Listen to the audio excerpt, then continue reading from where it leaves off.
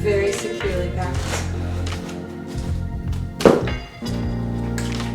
Has a moisture meter, analog timer, so it's great. And it looks like, oh, cloud humidity, all kinds of fun stuff to play with. And it includes some of the chains for hanging them. And the cord.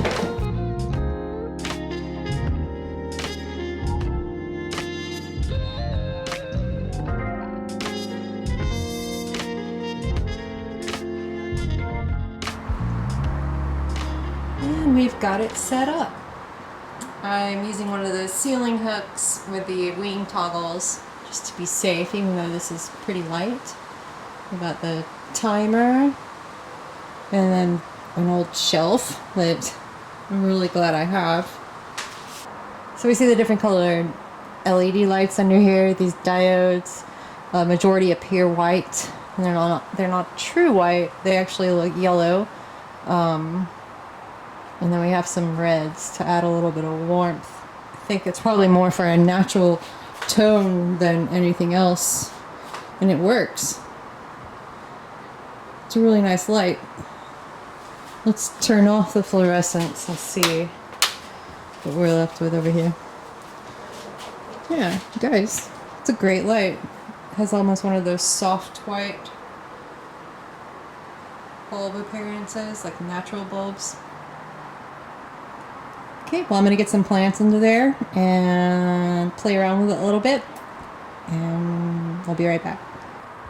So just for fun, I'm going to put the cacti seedlings tray on this shelf for a few days just to see if I notice any difference. I'll have a fan on them because it's heating up in Houston. I'm in my garage, and these definitely are hotter than the other fixture.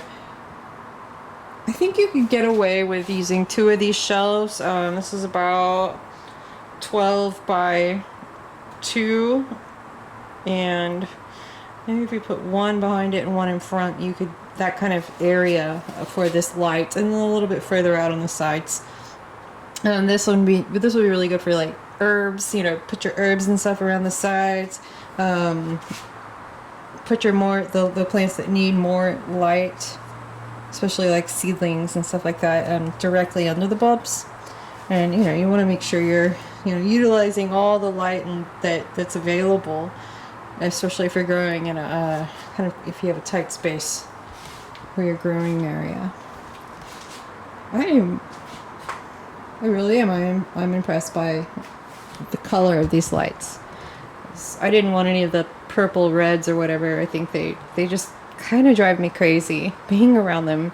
It's hard to tell what your plants actually look like when you're looking under them, and I really don't think that those are ideal for succulents. You know, other things, flowers, and if you're growing like more herbs and veggies and whatnot, and especially if you have like a grow room or a grow tent, then you don't have to look at the pink lights all day. So that right there leads to a dimmer dial. You pop this little plug out, and you can use a Phillips screwdriver to adjust that. And if you needed to dim the lights, or if you needed to bring them down really close to the tops of the plants, like when you're growing certain seedlings and stuff, you don't want it to burn them. So that's pretty cool that that's an option. And this is a really great light for white LEDs. I mean, it's amazing. It's got 342 of the diodes, and they are like this new kind where they actually mount them directly to the board. They're, instead of just like little tiny bulbs, they're actually directly mounted on there. That it makes it able to be more energy efficient, to provide more light, to more different like colors of light to the succulents, and still maintain a natural look. And again, that's the main selling point for me. Is it bright, and is it natural? And yes, I really, really like it. And I think these guys do too.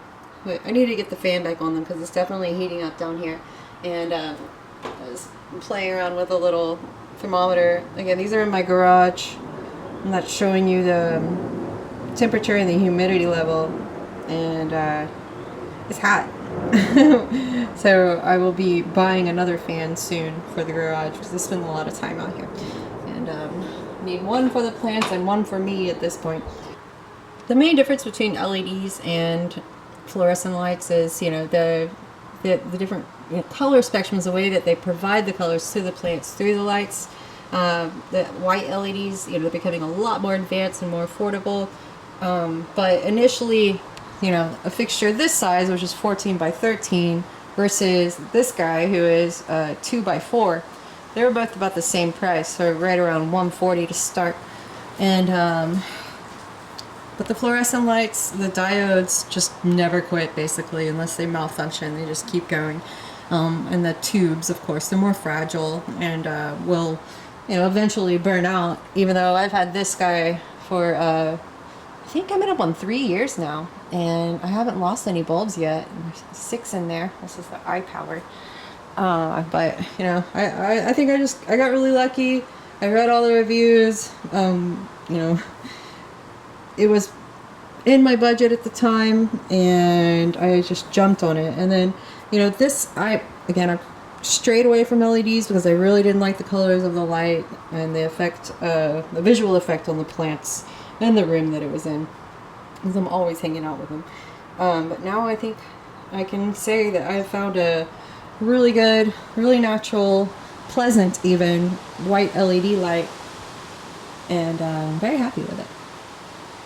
So I'm gonna, you know, spend some time with this and see, you know, what happens, and try out different plants and scenarios. Maybe try and start some more seeds under here, and report back with another video. And I hope this was helpful, but I know you guys probably still have a lot of questions, so you can leave them in the comments below. And check out the video description. I'm going to leave some information in there about where to find these lights. Another video on light that I made that's going to be really helpful. And then, of course, in the succulent manual, I discuss, go through a lot more about grow lights and the different wavelengths of light, and how the different colors make your plants do different things, and it's all really cool. But again, this is gonna cover what we needed to talk about today for this video. And I'm getting hot. I need to turn the fan back on.